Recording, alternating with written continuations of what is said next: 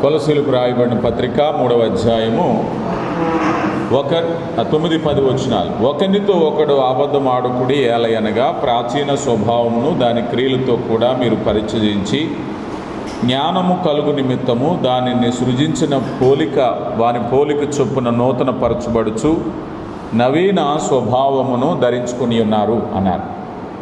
ఈ మాట జాగ్రత్తగా చూస్తే నవీన స్వభావాన్ని ధరించుకోవటం, రక్షణ ప్రక్రియ, బాప్తీస ప్రక్రియ అనేటువంటిది కేవలము బాహ్యమైన మార్పు కాదు, కానీ అంతరంగంలో కలిగేటటువంటి నిజమైన మార్పు అన్నారు. ఆ మార్పులో భాగంగా ఆత్మీయ ఫలాలు కలిగే స్థితి, ఆ గుణాన్ని ఎలా అలవరుచుకోవాలి, దానివల్ల కలిగే ప్రయోజనం ఏమిటి, అందులో గుర్తింపు ఏమిటి అని అనేక విషయాలు మనం నేర్చుకుంటున్నాం. ఈరోజు ఆత్మఫలమైన దయను గురించి మాట్లాడబోతున్నాం. దయ మన జీవితాల్లో దయను అలవరుచుకోవటం, అంతరంగ స్వభావంలో దయను పెంపొందింపజేసుకోవటం, దేవుని ఉద్దేశం ఏమిటి, లోతైన మర్మం ఏమిటి, అదే రీతిగా ఉంది ఈరోజు మనం చూడబోతున్నాం. మరొకసారి చెప్తున్నాను, కొలసీలకు రాయబడిన పత్రిక ఇప్పుడు మీరు చదివారు 3వ అధ్యాయం 10వ వచనంలో మనల్ని సృజించిన వాని పోలిక చొప్పున అన్నారు. మనం సృజించింది ఎవరు చెప్పాలి? మనం సృజించింది దేవుడు. అలాగా సృజించిన వాని పోలిక అంటే దేవుని పోలికలోకి మీరు మార్చబడాలి. బాప్తిసం అంటే నీ ఫైనాన్షియల్ స్టేటస్, నీ జాబ్ స్టేటస్, లేకపోతే నీ చుట్టూ ఉండే పరిసరాలు కాకుండా, అవి మాత్రమే కాకుండా అంతరంగ స్వభావంలో కలిగేటటువంటి మార్పు అన్నారు. దీన్నే అపోస్తలుడైన పౌలు కొరింథీయులకు రాయబడిన 2వ పత్రిక 5వ అధ్యాయం 7వ వచనంలో క్రీస్తు యేసులోనికి వచ్చిన మీరందరూ కూడా మీరు నూతన సృష్టిగా మార్చబడుతున్నారు అన్నారు. ఈ మార్పులో ఇప్పుడు మనం దయ అనే గుణంలో, అనే ఆత్మఫలంలో ఏ స్థాయిలో ఉన్నాం, మనం ఎక్కడున్నామో మనం పరిశీలన చేసుకోబోతున్నాం కదా.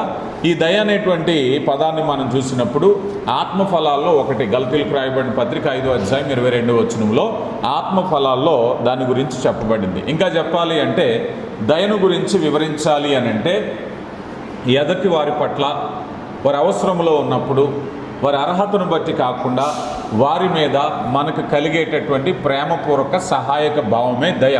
వీరికి నేను సహాయం చేయాలి, వీరి కష్టంలో ఉన్నారు, వీరి ఇబ్బందిలో ఉన్నారు, వీరి మీద కనికరం చూపించాలి అనే భావంతో వచ్చేదే దయ. దీని గురించి ఇంకా చెప్పాలి అంటే దయ అనేటువంటి భావము ప్రేమలో భాగమై ఉంది. జాగ్రత్తగా గమనించండి, ఎక్కడైతే ప్రేమ ఉంటుందో అక్కడ దయ ఉంటుంది. కొరింథీయులకు రాయబడిన 1వ పత్రిక 13వ అధ్యాయము 4వ వచనంలో అపోస్తలుడైన పౌలు గారు ప్రేమను గురించి ఆ అధ్యాయం అంతా మాట్లాడారు. 4వ వచనంలో అంటారు కదా, ప్రేమ దీర్ఘకాలము సహించును, దయ చూపించును అన్నారు. ఎక్కడైతే ప్రేమ ఉందో అక్కడ దయ ఉంటుంది. ప్రియులారా గమనించండి, దయ అనేటువంటి భావాన్ని మనం చూసినట్లయితే, అంతేకాకుండా దయ కలిగి ఒకని ఎడల ఒకరు దయ కలిగి ఉండండి అపోస్తలుడైన పౌలు ఎఫెసీయులకు రాయబడిన పత్రిక 4వ అధ్యాయంలో ఆజ్ఞాపించారు. చూడండి, ఆత్మీయ జీవితాల్లో కొన్ని మనం అనుకుంటాం కదా, సమాజముగా కూడుట మానక దేవుని సన్నిధికి రావటము ఆజ్ఞ, అవకాశమా చెప్పాలి. ఆదివారం ఆరాధన అనేది ఆజ్ఞ కాదా? ఎంతమంది ఆజ్ఞగా భావిస్తారు చెప్పండి? ఆజ్ఞ కాదా? కమాండ్, ఆప్షన్ కాదు. అంటే నా వీలుంటే వెళ్తాను, లేకపోతే లేదు. కమాండ్స్ అనేవి ఎప్పుడు ఖచ్చితంగా పాటించాలి. కమాండ్ అంటే ఎలాంటిదంటే, ఏదైనా తోటలో దేవుడు చెప్పారు కదా, ఈ పండు నీవు తినకూడదు, కమాండ్ అంతే. చేయమన్న పనిని ఆజ్ఞ రూపంగా చెప్పటం. అలాగా దేవుని సన్నిధికి రావటం కమాండ్. మరో చోట అపోస్తలుడైన పౌలు అంటారు కదా, ఆనందించుడి, మరలా చెప్పుదును ఆనందించుడి అన్నారు. క్రైస్తవుడు ఆనందంగా ఉండటం అనేది కమాండా కాదా? Definitely command. ఇది ఖచ్చితమైన ఆజ్ఞ, మనం సంతోషంగా ఉండాలి అని. అలాగే ఇప్పుడు దయ కలిగి ఉండుడి ఆజ్ఞ. ఇది నాకు మనసుంటే నాకు ఇష్టమైన వాళ్ళతో ప్రేమగా ఉంటానండి, లేకపోతే లేదు. నాకు నచ్చితే దయ చూపిస్తాను, లేకపోతే లేదండి.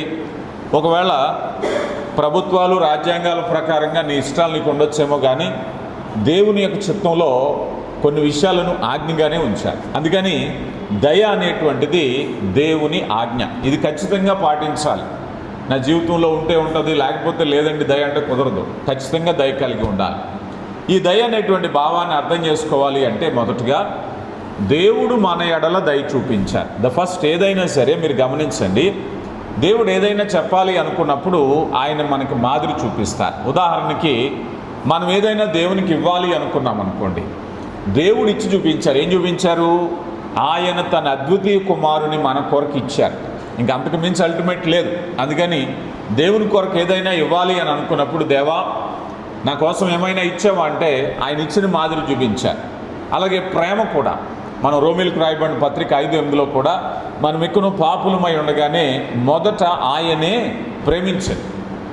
ఆయన ప్రేమను బట్టి మనం ప్రేమ అనేది నేర్చుకుంటున్నాం. ఇలాగ ఏదైనా సరే దేవుడు ఏదైనా ఒక బాధ్యతను మనకి ఇచ్చేటప్పుడు ఆయనే మాదిరిగా ఉంటున్నారు. అందులో భాగంగా రక్షణ కొరకు ఆయన తన ప్రియకుమారుని మనకి అనుగ్రహించండి. ప్రియులారా, జాగ్రత్తగా గమనిస్తే ఈ మాట ఎలా ఉంటుందయ్యా అంటే కొద్దిగా వివరిస్తాను. తీతు పత్రికలోకి వెళదాం. ఎవరైనా చదవండి. తీతు పత్రిక 3వ అధ్యాయము 4 నుంచి మనం చూస్తే, తీతుకు రాసిన పత్రిక 3వ అధ్యాయము 4 నుంచి నేను చదువుతున్నాను.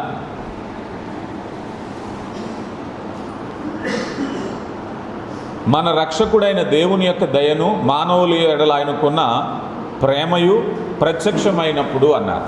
దయ ఏమైందటండి? దయ ప్రత్యక్షమయ్యింది. జాగ్రత్తగా గమనించాలి.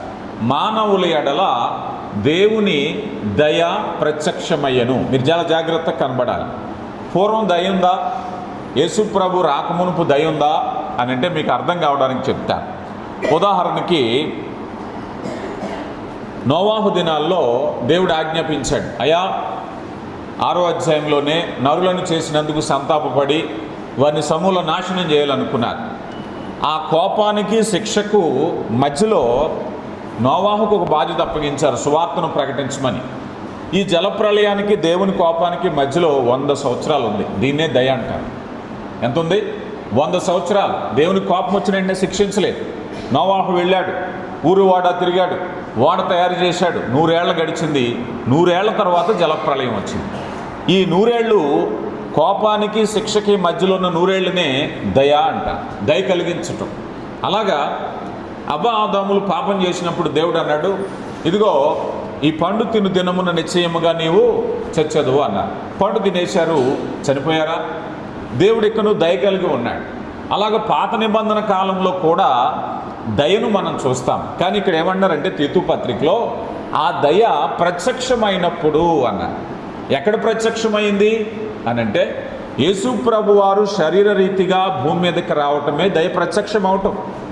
యోహాను సువార్త 1వ అధ్యాయంలో ఎవరు ఎన్నడూ దేవుని చూడలేదు కానీ తండ్రి రొమ్మును ఆనుకున్న అద్వితీయ కుమారుడే తండ్రిని బయలుపరిచెను కదా. తండ్రిని ఎలా బయలుపరుస్తున్నారు? తండ్రి ఎవరు? ఆత్మ. ఆత్మకు ఉండేటువంటి సువిశేషమైనటువంటి గుణాలు ఏమున్నాయో అవి మానవాళికి తెలియపరచడానికి ఆయన శరీరీతిగా వచ్చారు. ప్రేమను చూపించారు, క్షమాపణ చూపించారు, దయను చూపించారు, కనికరాన్ని చూపించారు. మానవాళికి ఆ ప్రత్యక్షత కనబడుతుంది. అందుకే అంటున్నారు తీతు పత్రికలో ఆ దయ ప్రత్యక్షమైనప్పుడు. చూడండి తర్వాత వచనాల్లో 4 తర్వాత, మనము నీతిని అనుసరించి చేసిన క్రియలు మూలముగా కాక తన కనికరము చొప్పుననే పునర్జన్మ సంబంధమైన స్నానము ద్వారాను పరిశుద్ధాత్మ మనకి నూతన స్వభావము కలుగ చేయట ద్వారా మనలను రక్షించెను. ఇది ఎలాగవుతుందట? మనలను ఏం చేస్తున్నట్టండి? నూతన స్వభావము కలగ చేస్తాం. యేసు ప్రభు వారు లోకంలో ఎందుకు వచ్చారయ్యా అని అంటే యేసు ప్రభు వారు మానవాళికి నూతన స్వభావాన్ని కలగ చేయటానికి. దీనికే అంతరంగ స్వభావ మార్పు అన్నాం. దీన్నే క్యారెక్టర్ బిల్డింగ్ కదా, వ్యక్తిత్వ నిర్మాణము. యేసు ప్రభు ఏం చేస్తున్నారు ఇప్పుడు? యేసు ప్రభు మన అవసరాలు తీర్చే దేవుడు అందరికీ తెలుసు, మన రోగాలను పోగొట్టే దేవుడు అందరికీ తెలుసు, మన ఆర్థిక సమస్యలను పోగొట్టే దేవుడు అందరికీ తెలుసు, మన పిల్లలకు మంచి భవిష్యత్తు ఇచ్చే దేవుడు అందరికీ తెలుసు. కానీ తెలియవలసింది ఏమిటంటే యేసు ప్రభు మానవాళిలో నూతన స్వభావాన్ని కలగ చేయటానికి వచ్చినవా. క్యారెక్టర్ బిల్డింగ్, దయను ప్రత్యక్షపరచటానికి ఈ లోకానికి వచ్చారు. అందుకే మనకు క్రీస్తులో అనుగ్రహించిన రక్షణే దేవుని దయ. ఉదాహరణకి అందరూ పాపము చేసి దేవుడు అనుగ్రహించి మహిమను పొందలేకపోతున్నారు. చదువుతున్నామా లేదా? నీతిమంతుడు ఒక్కడు కూడా లేడు, అందరూ పాపం చేశారని వింటున్నామా లేదా? మరి ఏమండి, ఈ భూమి మీద అందరూ పాపం చేస్తే, ఈ భూమి మీద అందరూ కూడా దేవునికి వ్యతిరేకంగా బ్రతికితే ఇంకా ఎందుకు బ్రతుకున్నారండి? దేవుడు క్రీస్తు ప్రభు ద్వారా అనుగ్రహించిన దయ. ఈ దయ వలన మనిషి బ్రతుకుతున్నాడు. ఆ దయ ప్రత్యక్షమైంది. అయితే ఇప్పుడు ఈ దయ చేసే కార్యక్రమం ఎలా ఉంటుందంటే మీరు చాలా జాగ్రత్తగా గుర్తుపెట్టుకోవాలి. ఈ దయ పనిచేసే విధానము 3 స్టేజెస్, 3 రకాలైనటువంటి విధానాలు. ఈ దయను గురించి ఎందుకు చదువుతున్నాం? దేవుడు దయ కలిగి ఉంటే మనము దయ కలిగి ఉండాలి. మనం కమాండ్ చేయబడుతున్నాం, ఆజ్ఞాపించబడుతున్నాం. ఏమని? దయ కలిగి ఉండండి, ఒకరి ఎడల ఒకరు దయ కలిగి ఉండండి. దయను ఎక్కడ నేర్చుకోవాలండి? నా మీద దయ చూపించేవాళ్ళు లేరు, నా మీద కనికరం చూపించేవాళ్ళే లేరు. మనుషుల వైపు చూడకు, దేవుని వైపు చూడు, దేవుని స్వభావాన్ని చూడు. అందుకని దేవుని స్వభావంలో దయను గురించి 3 ఇంపార్టెంట్ రోల్స్ ఉన్నాయి. ఇది మనం దయ చూపించాలి అంటే 3 తెలుసుకోవాలి. ఈ 3 ఎక్కడున్నాయి? మొదటిగా దేవునిలో ఉంది.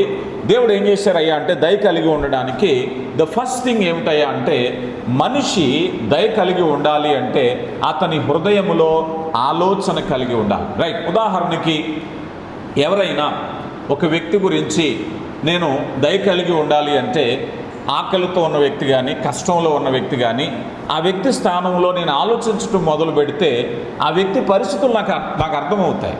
అవునంటారా కాదంటారా? నేను నా స్థితిలోనే ఉండి, నా స్థానంలోనే ఉండి నేను ఆలోచిస్తే ఎదుటి వ్యక్తి బాధ అర్థం కాదు. ఎఫెసీయులకు రాయబడిన పత్రికలో 1వ అధ్యాయము మొదటి 3 వచనాలని మనం చూసినట్లయితే, ఎఫెసీయులకు రాయబడిన పత్రిక 1వ అధ్యాయము మొదటి 3 వచనాలు. దేవుని చిత్తము వలన యేసుక్రీస్తు అపోస్తుడైన పౌలు ఎఫెసులో ఉన్న పరిశుద్ధులను యేసుక్రీస్తునందు విశ్వాసములైన శుభమని చెప్పి వ్రాయినది. మన తండ్రి అయిన దేవుని నుండి ప్రభు అయిన యేసుక్రీస్తు నుండి కృపయు సమాధానం మీకు కలుగునుగాక. మన ప్రభు అయిన యేసుక్రీస్తు యొక్క తండ్రి యొక్క దేవుడు స్తుతింపబడునుగాక. ఆయన క్రీస్తునందు పరలోకములో ఆత్మ సంబంధమైన ప్రతి ఆశీర్వాదాన్ని మనకు అనుగ్రహించెను. చూడండి ఇక్కడ ఇప్పుడు దేవుడు ఎలా ఇచ్చారండి మానవాళికి? ఇక్కడ జాగ్రత్తగా చూడండి. ఇక్కడ మానవాళికి దేవుడిచ్చినటువంటి పరలోక ఆశీర్వాదాలన్నీ కూడా ఎలా ఇచ్చారంటే క్రీస్తు ప్రభు ద్వారా ఇచ్చారు. క్రీస్తు ప్రభు ద్వారా అందించడానికి గల కారణం ఏముంది? క్రీస్తు ప్రభు లేకుండా దేవుడు ఇవ్వచ్చు కదా అనంటే, మన ప్రధాన యాజకుడు మన బలహీనతలలో సహానుభావం లేనివాడు కాదు కానీ ఆయన రక్తమాంసములలో పాలువాడయి ఓ మానవుడా నువ్వే కష్టం పడుతున్నాడో తెలుసుకోవడానికి ఆలోచన కలిగిన వాడు గనక ఆయన కూడా మనలో ఒకటివాడాయను.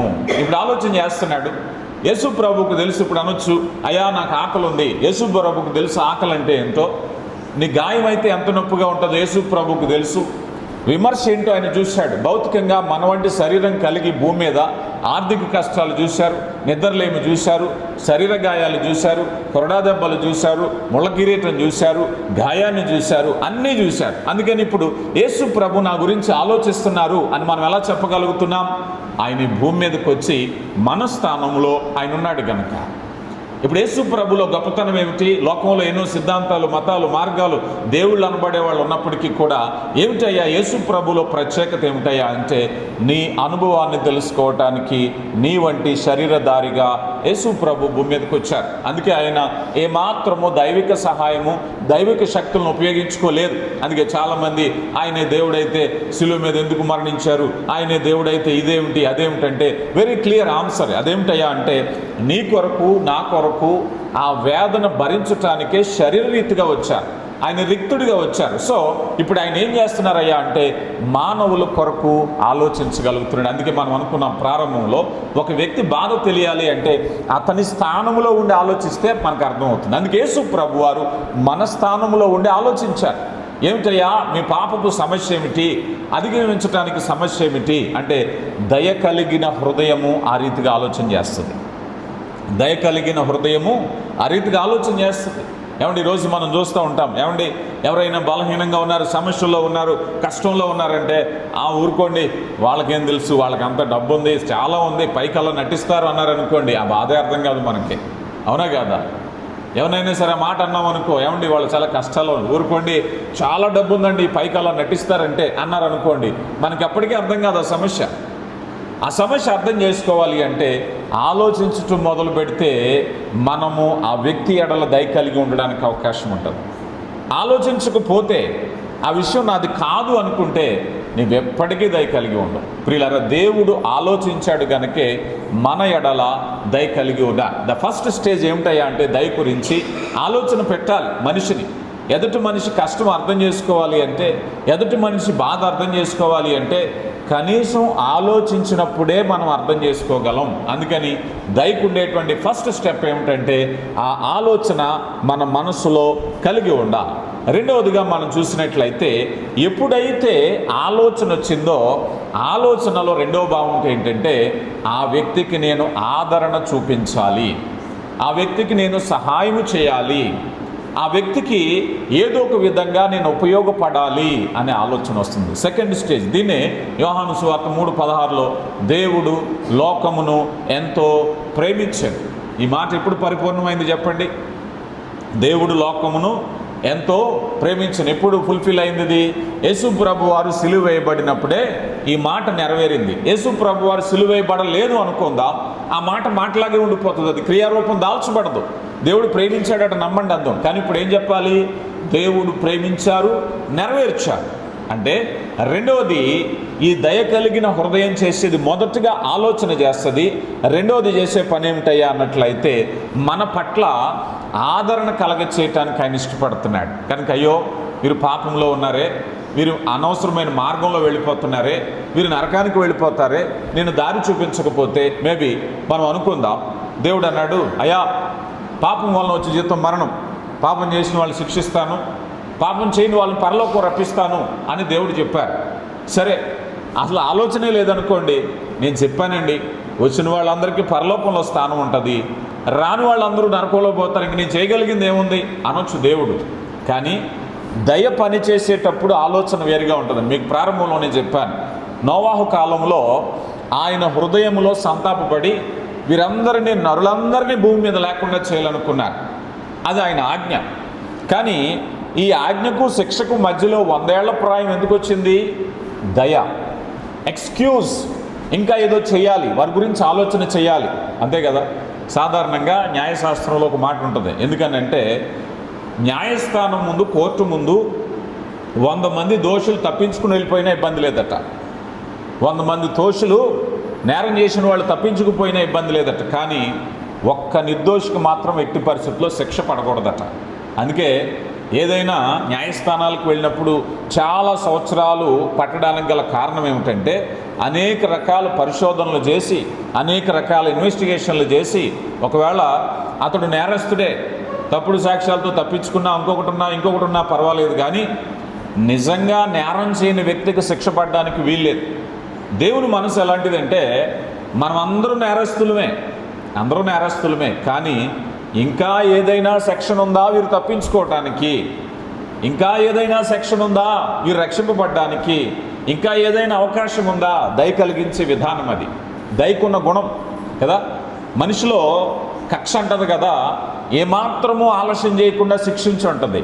కానీ దయ సమయాన్ని ఇస్తుంది, దయ గడువునిస్తుంది, దయ అవకాశం ఇస్తుంది. ప్రియులారా గమనించండి. అందుకని మానవుల ఎడల దేవుడు ఆదరణ చూపించాలని ఎందుకు అనుకున్నారు? పాపం చేశారు, పనుండయా నరకానికి శిక్షించండి అనట్లేదు. ఇంకా ఏదైనా అవకాశం ఉందా? ఈరోజు సువార్త ప్రకటించబడుతుంది అంటే దయ, అవునా కాదా?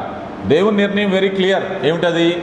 ఇదిగో దేహముతో జరిగించిన క్రియలు అవి మంచివైనను సరే చెడ్డమైనను సరే క్రీస్తు న్యాయపీఠం ఎదుట హాజరవ్వాలి. వాని క్రియలు ఫలం వారు అనుభవిస్తారు. అందరితో ఊరుకున్నాడా దేవుడు? ఆజ్ఞ డిక్లేర్ చేశారు. కానీ దేవుడు అంటున్నాడు, నా కుమారుడా మారు మనసు పొందు, నా కుమార్తె ఎకును రక్షణ పొందు, నువ్వు ఒక్క మాట అడుగు నేను క్షమించేస్తాను, ఒక మాట అడుగు నేను క్షమించేస్తాను నిన్ను, నీ జీవితాన్ని మార్చుకో, అతిక్రమములు ఒప్పుకొని విడిచిపెట్టేవాడు వర్ధిల్లును, వదిలేయి నాయనా. ఇది దయచేసే పని, అదే సువార్త. ఈరోజు సువార్త చేసే పని ఏమిటి? అయ్యా నశించిపోతున్న మానవులారా మార్పు చెందండి అయ్యా, ఇదిగో దయ కలిగిన దేవుడు చెప్తున్నాడు, ఇంకా అవకాశం ఇస్తున్నాడు. ఎన్ని అవకాశాలు ఇస్తావు నాయన? ఎన్నైనా ఇస్తున్నాడు ఆయన అవకాశం. అదే దయ. ఆదరణ చూపించాలి. పాపిని ముద్రేసి శిక్షించడానికి దేవునికి రైట్ ఉన్నప్పటికీ కూడా ఆయన ఇంకా బ్రేక్ వేస్తున్నాడు, ఇంకా దీర్ఘశాంతం చూపిస్తున్నాడు, ఇంకా నీకు సువార్త వినిపిస్తున్నాడు, ఇంకా నీకు వాక్యాన్ని వినిపిస్తున్నాడు. అందుకని దయకుండే రెండో గుణం ఏమిటి తెలుసా? ఆదరణ. ఏదో రీతిగా మేలు చేయాలి, ఏదో ఒక రూపేణ ఆ ప్రమాదం నుంచి తప్పించాలి. వాడు తప్పే చేశాడు, అలాగని చూస్తూ వదిలేయలేం కదా, అలాగని చూస్తూ నరకంలో పోతే విడిచిపెట్టలేం కదా, ఇంకా ఏదో చేయాలి. అందుకని దయలో రెండవ గుణం ఆదరణ. మొదటి గుణం ఏమిటండి? ఆలోచింపజేస్తుంది దయ. మొదటగా ఏం చేయాలని మనసును గురించి ఆలోచన చేసి వారి స్థానంలో ఉండి ఆలోచించటం. రెండవది ఏమిటయ్యా అంటే, రెండవది ఏదో ఒక వ్యక్తిగా ఆదరణ చూపించాలి. ఇక మూడవదిగా మనం చూసినట్లయితే, మూడవది దయలో ఉండేటువంటి లాస్ట్ పార్ట్, థర్డ్ పార్ట్ ఏమిటయ్యా అంటే, త్యాగము చేసే గుణం అన్నది దయ. దయలో ఏముంటుందండి? త్యాగము చేసే గుణం ఉంటుంది. ఎందుకనంటే ఇదిగో దేవుడు మన పట్ల త్యాగం అనే పదాన్ని ఉపయోగించినప్పుడు బాగా గుర్తుపెట్టుకోండి.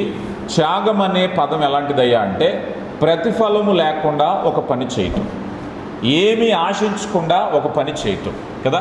ఉదాహరణకి లోకంలో ఏదైనా రిలేషన్స్, సంబంధ బాంధవ్యాలు, స్నేహాలు, పెళ్ళిళ్ళు, ప్రేమలు ఏమైనా తీసుకున్నా ఎదుటి వ్యక్తి యొక్క సమవుజ్జీని కానీ ఎదుటి వ్యక్తి నుంచి ఏదైనా లాభం ఆశించిన రిలేషన్స్, బంధుత్వాలే నిలబడతాయి. త్యాగపూరితమైన బంధుత్వాలకు అవకాశం లేదు. ఉదాహరణకి దేవుడు యుక్తకాలములో మనల్ని ప్రేమించారు. ఆయన ప్రేమించే నాటికి మన పరిస్థితి ఏమిటి చెప్పండి? ఆయన ప్రేమించే నాటికి మన పరిస్థితి ఏమిటయ్యా అంటే, వాగ్దానం లేనివారము, దేవుడు లేనివారము, పాపములో ఉన్నవారము కదా. ఇలాంటి భయంకరమైన స్థితిలో ఏ మేలు లేనప్పుడు దేవుడు మనల్ని ప్రేమించారు. ప్రియులారా గమనించండి. దీనికి ఒక కథ చెప్తూ ఉంటారు. నేను చాలాసార్లు చెప్పాను, మీరు విన్నారో లేదో. ఈ కథ ఎలాంటిదయ్యా అంటే, ఒక రాణి అంతఃపురంలో ఉందట. రాణి అంతఃపురంలో ఉండి ఈ లోపల అంతఃపురంలో పైన ఉండగా ఒక ఆమె స్ట్రీట్స్లో అమ్ముకునేటువంటి ఒక ఆమె నెత్తి మీద తట్టబెట్టుకుని చింత చిగురు అని అమ్ముతుందట. చింత చిగురు అని అమ్ముతుంటే ఈ రాణికి డౌట్ వచ్చి రాజుని పిలిచి, రాజా చింత చిగురు అంటుంది కదా, ఆమె ఏదో ఆకు అమ్ముతుంది, అసలు చింత చిగురు అంటే ఏమిటి అందట. చింత చిగురు అంటే ఏమిటంటే అప్పుడు రాజుగారు వచ్చి, అమ్మా రాణి, నీకు చింత చిగురు అంటే ఏంటో నీకు తెలియదు కదా అని భుజం మీద చేసి, రా నేను వివరిస్తాను, ఈ ఉయ్యాల్లో కూర్చుందామని ఉయ్యాలు ఊగుతూ మొదలు పెట్టాడట రాజు. చింత చిగురు అంటే ఏమిటంటే, ఒకనొక రోజు నేను అడవికి బయలుదేరాను. అడవికి వేటకు బయలుదేరినప్పుడు ఇదిగో నీవు అప్పుడు నాకు అడవిలో కనిపించావే, ఒక చెట్టు ఎక్కి చింతగా కోస్తున్నావు, అది ఊళ్ళోకి వెళ్ళి అమ్మడానికి. అది చూసి నేను ప్రేమించి పెళ్లి చేసుకుని అంతఃపురంలో పెట్టాను కదా, అదే చింతాకు అన్నాడట. అంటే ఈమె అదే వృత్తిలో ఉంది, కాకపోతే మర్చిపోయింది కదా. దేవుని ప్రేమ ఎలాంటిదయ్యా అంటే, దేవుని ప్రేమ ఏమీ ఆశించకుండా ప్రేమించే ప్రేమ, దాన్ని త్యాగము అన్నారు కదా. అందుకని దయకుండే గుణం ఏమిటంటే, దయకుండే గుణము ఎదుటి వ్యక్తి నుంచి ఏమీ ఆశించకుండా ఏదో తన కొరకు చేయాలనేటువంటిదే త్యాగం. దయ కలిగిన మనసు చేసేది. అందుకని ఈ 3 పాయింట్స్ గుర్తుపెట్టుకుంటే మనమేం చేయాలో చెప్పడానికే దేవుని దయని గురించి మనం తెలుసుకున్నాం. మొదటిగా దేవుని దయ ఆలోచింపజేస్తుంది. రెండవది ఏదైనా ఆదరణ మేలు చేయాలనుకుంటుంది. మూడవది త్యాగం చేసేటువంటిది. ఈ 3 గుణాలు దేవునిలో ఉన్నాయి. ఈ దేవునిలో ఉండేటువంటి గుణం చూడండి, కొరింథీయులకు రాయబడిన 2వ పత్రిక 8వ అధ్యాయము 9వ వచనాన్ని మనం చూస్తే, కొరింథీయులకు రాయబడినటువంటి 2వ పత్రిక 8వ అధ్యాయము 9వ వచనం, మీరు మన ప్రభు అయిన యేసుక్రీస్తు కృపను ఎరుగుదు కదా, ఆయన ధనవంతుడై ఉండి మీరు తన దరిద్రం వల్ల ధనవంతులు కావాలని మీ నిమిత్తము ఆయన దరిద్రుడు ఆయను. వెరీ క్లియర్ కదా. త్యాగం చేసింది మన నిమిత్తము. ఆయన పరలోకము నుంచి రిక్తుడిగా వచ్చాడు, దాసుని స్వరూపమును ధరించుకుని పరలోక భాగ్యవంతులుగా చేయాలని ఆయన చేసిన ప్రేమ. ఇప్పుడు మనం తెలుసుకుందాం. ఇప్పుడు ఏమిటయ్యా అంటే, దేవుడు దయ కలిగిన దేవుడు. దయ అంటే ఏంటో చూసాం. తెలుసుకుని ఏం చేస్తాం చెప్పండి? ఈ ప్రశ్నకి ఆన్సర్ చెప్తే నేను 2వ పాయింట్లోకి వెళ్తాను. దయ అంటే దేవుని దగ్గర ఉందని, దేవుని దగ్గర ఈ లక్షణాలు ఉంటే దాన్ని దయ అన్నాం. ఇప్పుడు ఏం చేయాలి? ఇప్పుడు చెప్పండి, చెప్పాలి. ఆ దయను మనం స్టడీ చేసాం. దయకు ఉండే లక్షణాలు 3 పాయింట్స్గా మనకు అర్థమయ్యాలి. ఇప్పుడు ఏం చేయాలి చెప్పండి? సేమ్ ప్యాటర్న్ అప్లికేషన్ మనం కూడా చేయాలి, అంతే కదా. దేవుడి నుంచి నేర్చుకోవడం కదా. మన ప్రారంభంలో కొలసీ పత్రిక 3:10 ఏం చేసాం? మిమ్మల్ని సృజించిన వాని పోలిక చొప్పున నవీన స్వభావము ధరించుకునుడి. అంటే దేవుని స్వభావం దయ. ఆ దయను మనం అలవర్చుకోవటం. అందుకే యేసు ప్రభు నీ కొరకు సిలువైపడ్డాడు, అందుకే నిన్ను రక్షించాడు. ఎందుకొరకయ్యా అంటే, ఇదిగో నాకున్నటువంటి భౌతికమైన పరిస్థితులు మార్పు కంటే అంతరంగ పరిస్థితి మార్పు చేయటానికే దేవుడిని ఎంచుకున్నాడు. ఇప్పుడు అనేక గుణాలు మనం చూస్తున్నాం. కొన్ని దినాలుగా క్యారెక్టర్ బిల్డింగ్లో మనం చాలా చాలా వరకు మనం క్యారెక్టర్ చూసాం. ఈరోజు దయని గురించి తెలుసుకున్నాం. అందులో 3 లక్షణాలు దేవుడి నుంచి తెలుసుకున్నాం కదా. ఇక మొదటిగా మనం చేయవలసింది ఏమిటయ్యా అంటే, దయకుండే గుణం ఏం చేస్తుందయ్యా అంటే శత్రువు పట్ల దయ కలిగి ఉండటము కదా. ఇప్పుడు ఉదాహరణకి ఒక ప్రశ్న మన మనసులో అనుకుందాం. మీలో ఎవరికైనా ఎంతమంది శత్రువులు ఉన్నారు? పైకి చెప్పొద్దు కానీ మీ మనసులో అనుకోండి. ఎంతమంది నాకు శత్రువులు ఉన్నారు? నాకు బాగా ద్వేషించేవాళ్ళు, నాకు ఏదైనా అవకాశం వస్తే ఏమైనా చేయాలన్నంత కోపం కలిగిన వారు ఎవరైనా ఉన్నారా అని అంటే, ఇప్పుడు నీ మనసులో ఏం లేదయ్యా అన్నట్లయితే దయ లేదు. దయ కలిగిన హృదయానికి శత్రువులు ఉండరు. ఇది యేసు ప్రభు చెప్పింది ఏమిటయ్యా అంటే, ఇదొక విశ్వాస కార్యక్రమం. ఈ కార్యక్రమంలో మనం చూసినప్పుడు ఇది ఎలాంటిదయ్యా అన్నట్లయితే, నీ జీవితంలో విశ్వాసమునకు కర్తయు దాన్ని కొనసాగించు అయిన యేసు వైపు చూచినప్పుడు, అయ్యా నేను కూడా దయ కలిగి ఉన్నాను. ఈ దయ ప్రేమలో భాగమై ఉంది, ఈ దయ విశ్వాసములో భాగమై ఉంది. చాలా జాగ్రత్తగా గుర్తుపెట్టుకోండి. ఏ వ్యక్తి కూడా దయ లేకుండా విశ్వాసి కాలేడు కదా. ఆ మాట నేను వివరిస్తాను. విశ్వాసం అంటే మన అందరం నమ్మకే. నాకు ప్రార్థన చేస్తే మేలు జరుగుతుందని నమ్మకం, నేను ప్రార్థన చేస్తే దేవుడు వింటారని నాకు నమ్మకం. ఇది విశ్వాసం అనుకుంటాం. కానీ విశ్వాస ప్రక్రియ ఎలాంటిదయ్యా అంటే, రాహాబ్ అనే ఒక వేశ్య ఉంది. ఈమె హెబ్రీలకు రాయబడిన పత్రిక 11వ అధ్యాయము 31వ వచనాన్ని ఒకసారి చదవండి. హెబ్రీలకు రాయబడిన పత్రిక 11వ అధ్యాయము 31వ వచనంలో ఇలా వ్రాయబడి ఉంది, విశ్వాసమును బట్టి రాహాబు, చూస్తున్నారా, వేషవేగులు వారికి సమాధానముగా చేర్చుకున్నందున అవిధేయులతో పాటు నశింపకపోయేను. చూడండి, సమాధానముతో చేర్చుకున్నందున. ఈ మాటే దయ అన్నారు చాలా తర్జుమాలలో. ఈ విశ్వాసంతో వేగులు చూడడానికి వచ్చిన వారిని దయతో చేర్చుకుంది. మీకు వివరిస్తాను, వినండి. ఇశ్రాయేలు ప్రజలు ఐగుప్తు దేశం నుంచి వాగ్దాన దేశం వైపు వెళ్ళిపోతున్నారు. వెళ్ళిపోయేటప్పుడు ఎరికో పట్టణం దగ్గరికి వచ్చారు. దేవుడు చెప్పారు, ఎరికోని నేను మీకు అప్పగించబోతున్నాను. ఎరికో చూడడానికి వేగులు వారు కొంతమంది వెళ్ళారు. వేగులు వారు వెళ్ళి ఆ దేశాన్ని పరిశీలన చేసేటప్పుడు ఒక రాత్రి ఉండవలసి వచ్చింది. అప్పుడు వీరు రాహాబ్ అనే వేశ్య ఇంటికి వెళ్ళారు. ఈమెకి తెలుసు వచ్చిన వారు ఎవరో. ఈమె ఏం చేస్తుంది ఇప్పుడు, అయ్యా నా ఇంట మీరు భోజనం చేయండి, విశ్రాంతి తీసుకోండి, కావలసిన సమాచారం సేకరించి మీరు వెళ్ళిపోండి. ఇప్పుడు పరిస్థితి ఏమిటయ్యా అంటే, ఈ మాట అప్పుడో ఇప్పుడో రాజుకు కానీ చేరవేసిందే అనుకోండి, రాజద్రోహ నేరానికి గాను భయంకరమైన శిక్ష ఉంటుంది. మేబీ వాళ్ళు ఉండగానైనా శిక్షే, వాళ్ళు వచ్చి వెళ్ళిపోయిన తర్వాత తెలిసినా శిక్షే. ఏం చేస్తారు ఇప్పుడు, తనను తన ఇంటి వారిని సజీవ సమాధి చేస్తారు. మాటలు కాదు, రాజు వ్యతిరేకంగా ఈ ఎరుకో రాజ్యాన్నే నాశనం చేయబోతున్నటువంటి ఒక ప్రజలు వస్తే వాళ్ళకి ఆశ్రయం ఇచ్చింది. ఎలాగ ఆశ్రయం ఇచ్చిందంట, విశ్వాసమును బట్టి సమాధానముతో దయతో వారిని ఆహ్వానించింది. 2 మాటలు చాలా జాగ్రత్తగా గమనించింది. ఇప్పుడు మొదటగా ఏం చేసింది, ఆమె విశ్వాసం ఏమిటయ్యా అంటే, ఇశ్రాయేలు ప్రజలు ఇదిగో ఐగుప్తు నుంచి వచ్చినప్పుడు అనేకమైన అద్భుతాలు చూశారు. సముద్రం 2 పాయలయ్యింది, గొప్ప గొప్ప అద్భుతాలు. ఈమె చూడలేదు. ఈమె ఇశ్రాయేలీలో పాటు కాదు. ఈమె విన్నదంతే, విన్న సమాచారమే విన్నది. ఆ వినటాన్ని బట్టి ఈమెలో విశ్వాసం కలిగింది కనుక, అయ్యా మీ దేవుడు శక్తి కలిగిన వాడని నేను నమ్ముతున్నాను, మా పట్టణాన్ని మా రాజ్యాన్ని మీకు ఇవ్వబోతున్నాడని నేను పరిపూర్ణంగా నమ్ముతున్నాను. అందుకే విశ్వాసమును బట్టి. సెకండ్ ఆప్షన్ లేదు. కొన్నిసార్లు మనం చూస్తాం, అటు ఉంటారు ఇటు ఉంటారు కదా. 2 వైపులా ఉండి ఒకవేళ ఏదైనా అవకాశం వస్తే అటు, లేకపోతే ఇటు, 2 వైపులా ఉండాలనుకుంటారు. ఆమె అలా అనుకోలేదు. ఇశ్రాయేలీయుల పక్షంగా ఉండాలనుకుంది. ఆమె పూర్తి నమ్మకం ఏమిటంటే, ఆ ఇశ్రాయేలు ప్రజలు ఎరికో పట్టణాన్ని నాశనం చేస్తారని ఆమె నమ్మి ఇదిగో విశ్వాసముతో ఆమె దయతో వారిని ఆహ్వానించింది. దయతో అనే మాట ఇక్కడే చూడండి జాగ్రత్తగా. వారి శత్రువులు అయినప్పటికీ దేవుని ప్రేమ కలిగి ఉంది. దయతో వారిని ఆహ్వానించి అన్న ప్రకారంగా తర్వాత ఏం జరిగింది, ఆ పట్టణం అనేది కూల్చబడింది. ఇశ్రాయేలీయులకు ఎరికో పట్టణం అప్పగించబడింది. కాలం గడిచింది.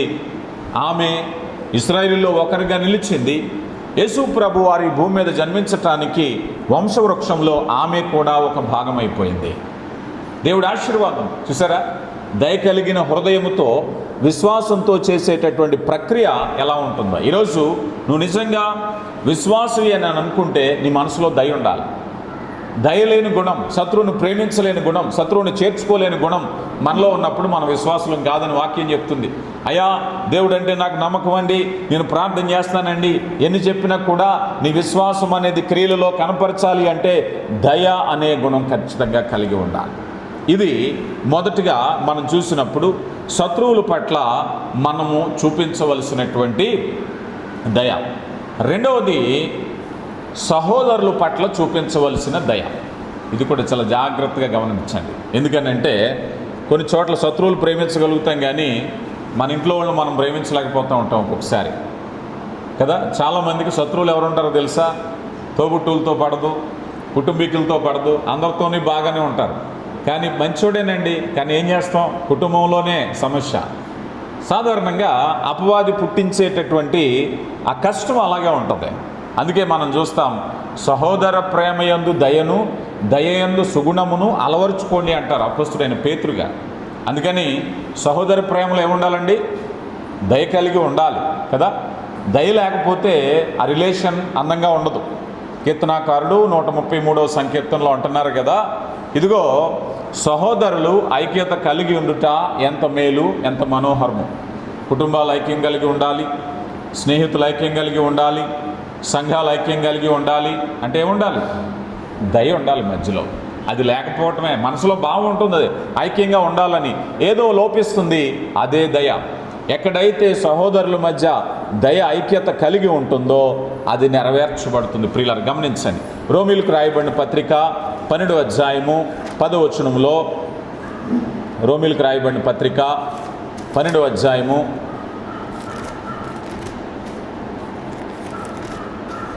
10వ వచనంలో అంటున్నారు కదా, సహోదర ప్రేమ విషయంలో ఒకనియందు ఒకడు అనురాగము గలవారై ఘనత విషయంలో ఒకనినొకడు గొప్పగా ఎంచుకునుడి కదా.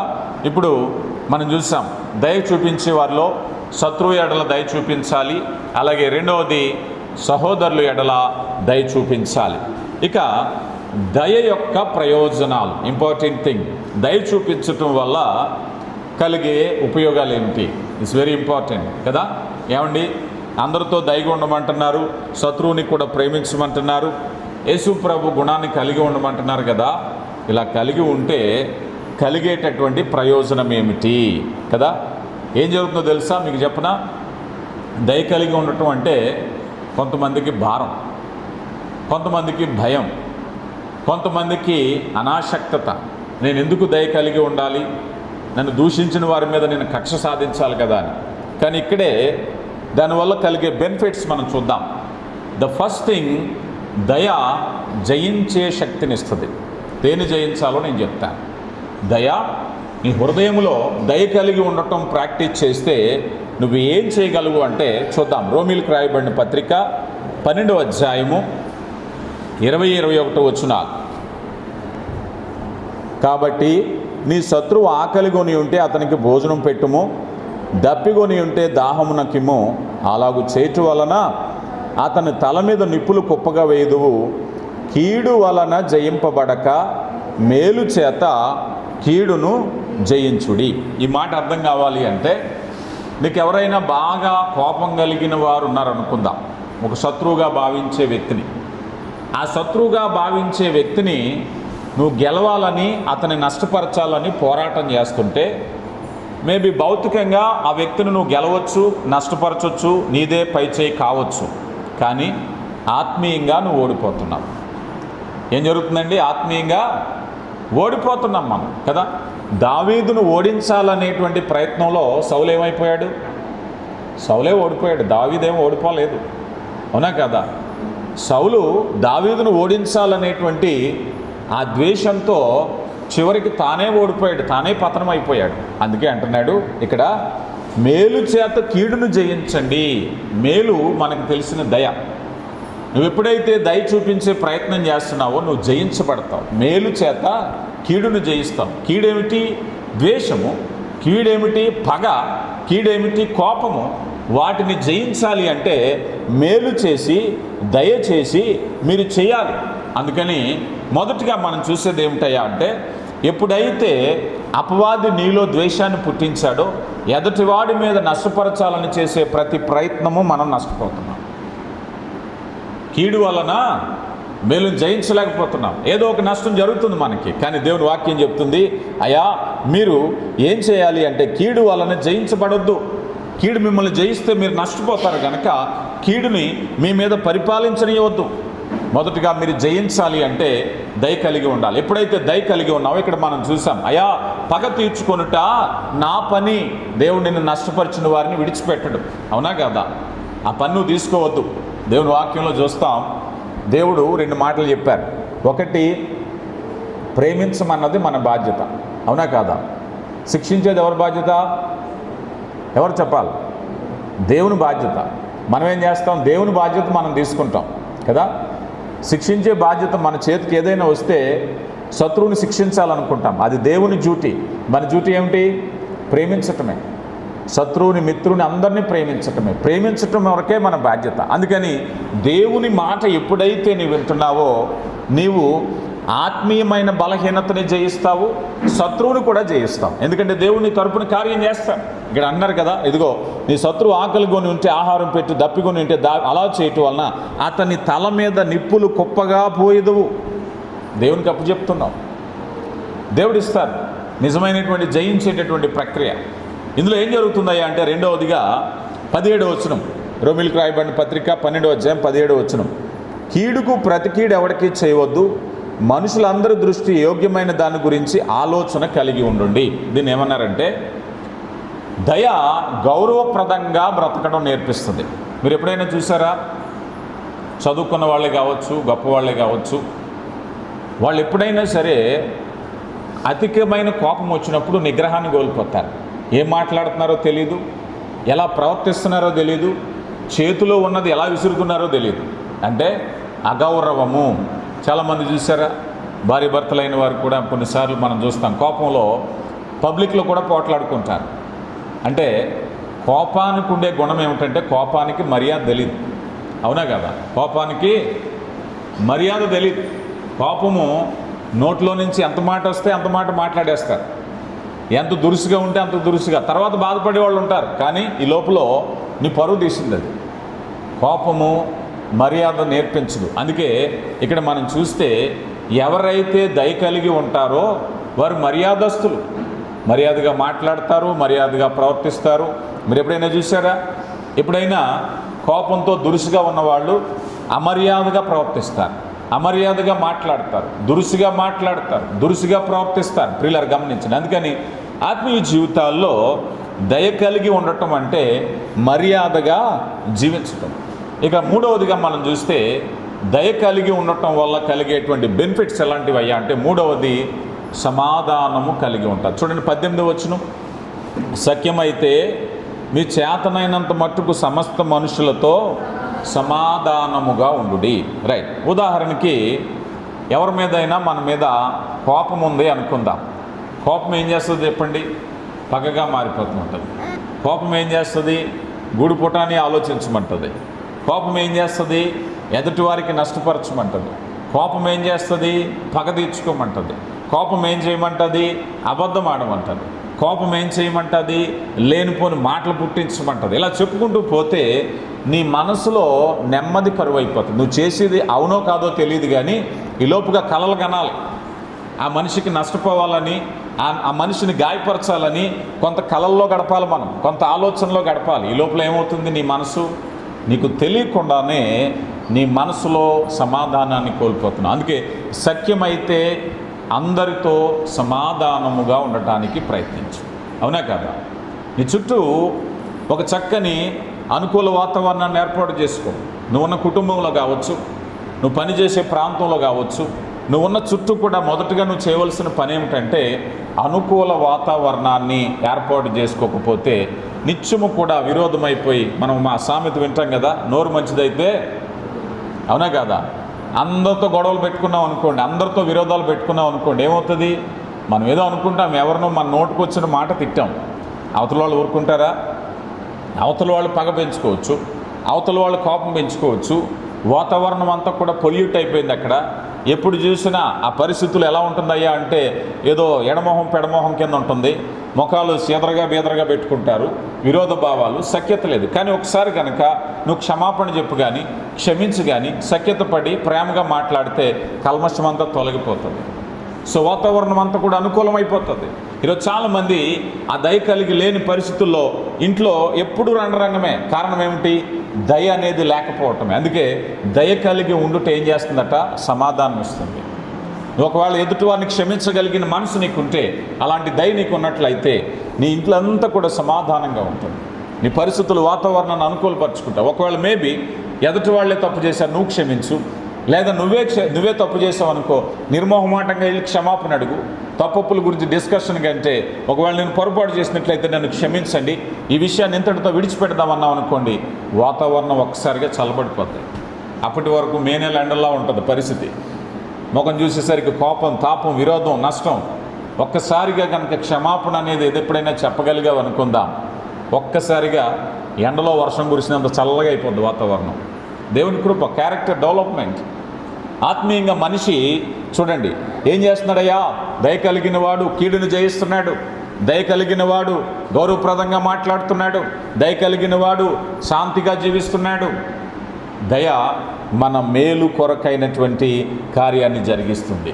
కనుక ప్రియులారా, నీ జీవితంలో ఎప్పుడైనా సరే ఒకవేళ దయ కలిగి ఉండుట, ఒక భక్తుడు అన్నాడు, నిన్ను నిరాయుధీకుడిని చేస్తుందట. ఎప్పుడు నీ చేతిలో ఆయుధాలు ఉన్నాయి, నీ నాలుక మీద పరుషమైన పదజాలం ఉంది, నీ ఆలోచనలు కుయుక్తికరమైన ఆలోచనలుగా మారిపోతున్నాయంటే కొన్ని వెపన్స్ ఉపయోగించడానికి సిద్ధంగా ఉన్నావు. ఈ దయ ఎప్పుడైతే కలిగి ఉన్నదో కోపంతో పని లేదు, నీకు దూషణ మాటలతో పని లేదు, కుయుక్త ఆలోచనలతో పని లేదు. నిన్ను నిరాయుధుడిని చేస్తుంది దయ. ఇక ఏ భయము లేదు. చూడండి, ఒక్కొక్క చోటకు వెళ్ళేటప్పుడు మనకి ఒక ఆలోచన ఉంటుంది. ఎక్కడికైనా వెళ్ళేటప్పుడు అయ్యో ఒట్టి చేతితో వెళ్ళకూడదు, ఎందుకంటే భయం. ఏదైనా ఆయుధం ఉండాలి, ఏదైనా స్ట్రాటజీ ఉండాలి, ఏదైనా ప్లాన్ ఉండాలని. కానీ దయ కలిగి ఉంటే నీకు ఏ భయము లేదు. దయ కలిగిన చోట ఆయుధానికి పని లేదు. ప్రియులారా, జాగ్రత్తగా గమనించండి. ఈరోజు ఈ మాటలు మనం చూసేటప్పుడు దేవుని యొక్క కృప మనల్ని నడిపించేటప్పుడు నీ జీవితంలో ఎదుటి వ్యక్తి ఎలాంటి బాణాలు వేసినా నీ దగ్గర ఉన్నటువంటి దయ అనేటువంటిదే విలువైనది. అందుకని నెమ్మది కలిగిన స్థితి, విశ్రాంతి కలిగిన స్థితి, గౌరవప్రదమైనటువంటి స్థితి, గొప్ప స్థితి, దేవుడు నిన్ను హెచ్చించాలి అంటే దయ కలిగి ఉండాలి. సామెతల గ్రంథం 21వ అధ్యాయము, సామెతల గ్రంథము 25వ అధ్యాయం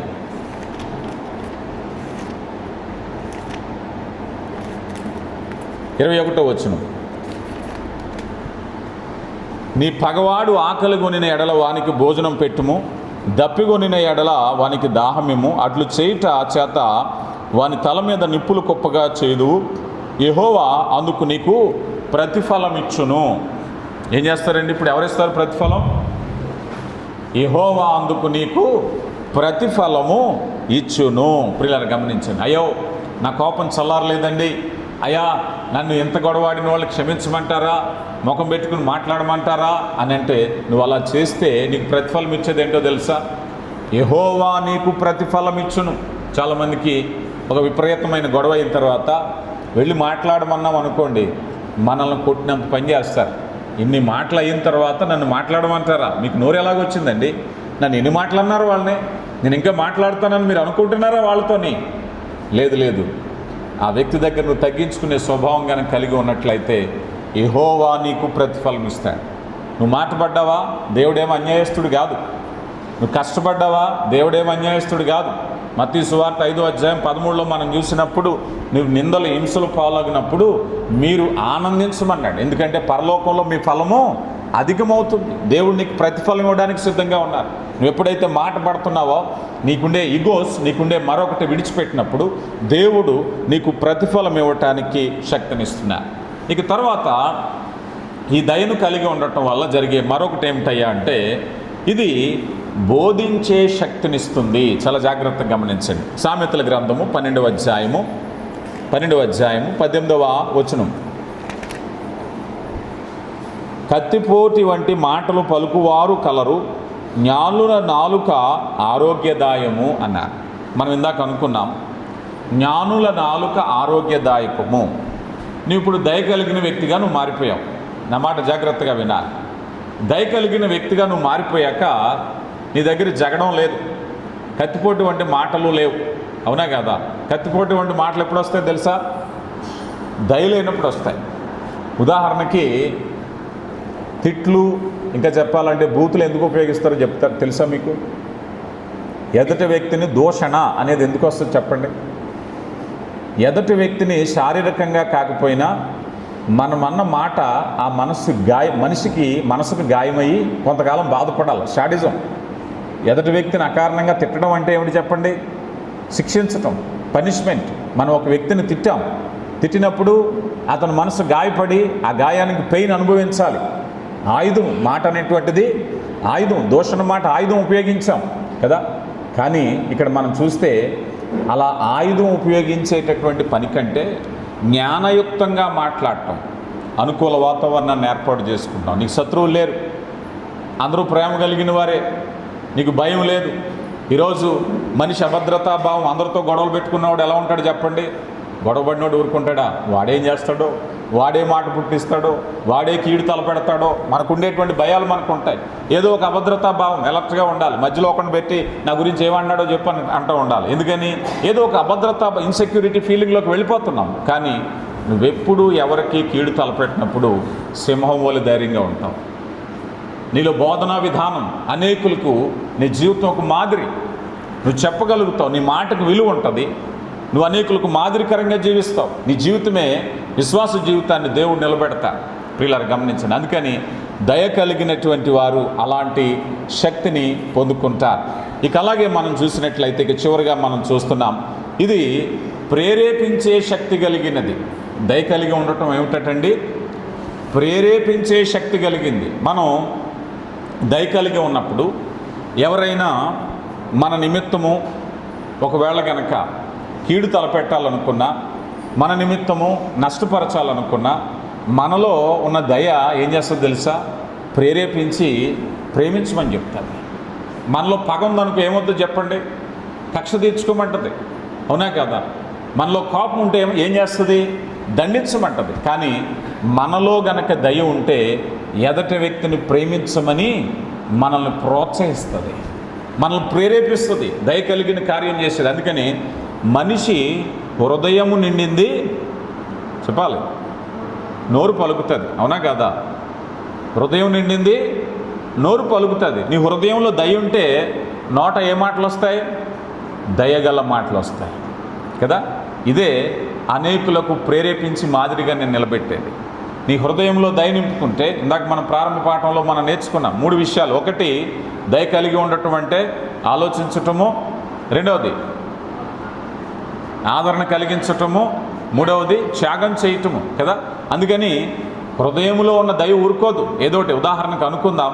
కొన్నిసార్లు మీకు ఎప్పుడైనా ఇలాంటి ఎక్స్పీరియన్స్ వచ్చిందో లేదో నాకు తెలియదు, కానీ ఎవరైనా మనం ప్రయాణాల్లో ఉన్నప్పుడు వేగంగా వెళ్ళిపోయేటప్పుడు ఆ రోడ్డు పక్కన పడిపోయిన వాళ్ళు ఆకలితో అడుగుతూ ఉన్నప్పుడు అసౌకర్యంగా ఉండి మనకు సహాయం చేయలేక ఆ రవాణా ఒత్తిడిని బట్టి ముందుకు వెళ్ళిపోయాం అనుకుందాం.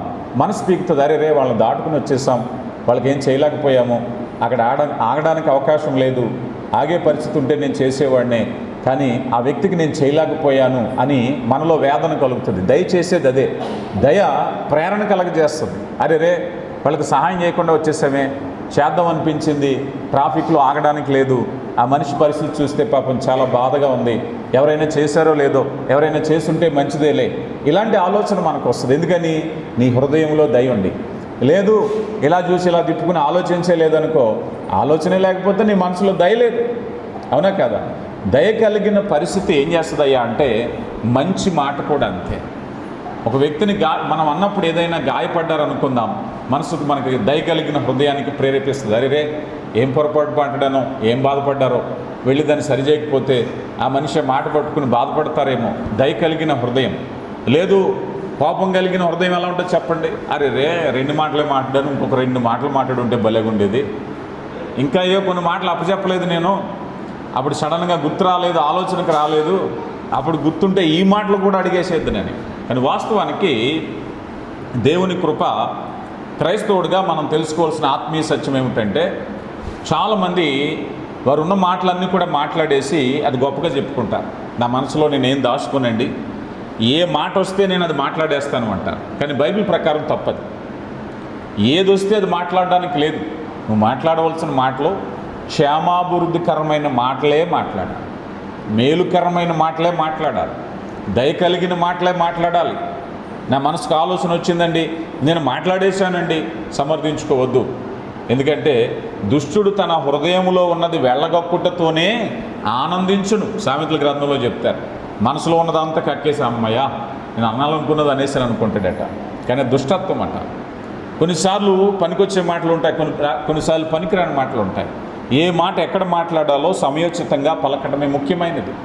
అలా మాట్లాడకపోతే మనం అనుకోవచ్చు, చాలాసార్లు ఈ క్యారెక్టర్ బిల్డింగ్లో మనం ఒక మాట నేర్చుకుంటాం, meekness is not a weakness. సాత్వికం బలహీనత కాదు. ఈరోజు నీ హృదయంలో నుంచి దయ మాత్రమే తీసి కోపాన్ని తీసేయాలి అంటే సాధారణమైన మనిషి కాదు, ఆ బలమైన మనిషి అతను. ఈరోజు నీ మనసుకు నచ్చింది ఏదైనా మాట్లాడేటంటే బలహీనత, బుద్ధిహీనత. కానీ కోపాన్ని అణుచుకోవటం, క్రైస్తవుడు అంటేనే తన భావోద్వేగాలను అదుపులో ఉంచుకోవటమే. నీ చూపు అదుపులో ఉండాలి, నీ మాట అదుపులో ఉండాలి, నీ తలంపులు అదుపులో ఉండాలి, ప్రతిదీ కూడా అదుపులో ఉండాలి. అందుకే సామెతల గ్రంథకర్త మరో చోట, ఒకడు పట్టణమును స్వాధీనపరచుట కంటే వాని హృదయమును స్వాధీనపరచుకునుట కష్టమట. అవునా కదా? పట్టణాన్ని స్వాధీనపరచుకోవటమే సింపుల్, కానీ హృదయాన్ని స్వాధీనపరచుకోవటమే కష్టతరమైనటువంటి పని. కనుక ప్రియులారా, ఇక్కడ మనం చూసినట్లయితే ఈ ప్రేరేపించేటటువంటి శక్తి మనల్ని ఏం చేస్తుందంటే దయ చూపించటానికి, సహాయం చేయటానికి, సత్క్రియలు చేయటానికి, విశ్వాసాన్ని చూపించటానికి ప్రేరేపిస్తూ ఉంటుంది దయ కలిగిన హృదయం.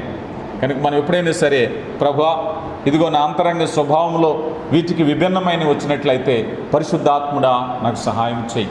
నేను సరిగా ఆలోచించలేకపోతున్నాను, లేకపోతే కోపం వస్తుంది, ప్రేమించలేకపోతున్నాను, ద్వేషం వస్తుంది నాలో అంటే ఏదో ఒక నిర్మాణము సరిగా లేదు, దాన్ని సరిచేయాలి.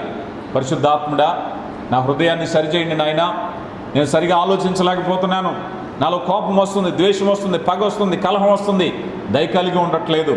సృజించిన వాని పోలిక నీ గుణ లక్షణాలు నేను కలిగి ఉండాలి.